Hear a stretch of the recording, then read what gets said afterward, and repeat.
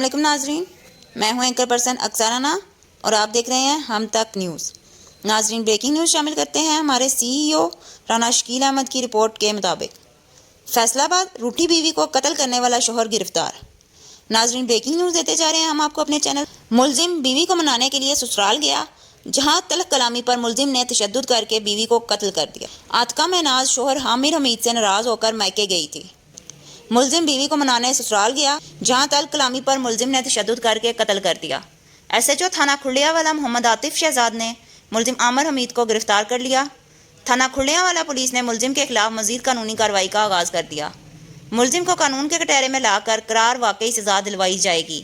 CPO Faisal آباد۔ سب کی خبر سب سے پہلے ہم تک۔ مزید خبروں اور اپڈیٹس کے لیے ہمارے چینل کو لائک کریں، سبسکرائب کریں۔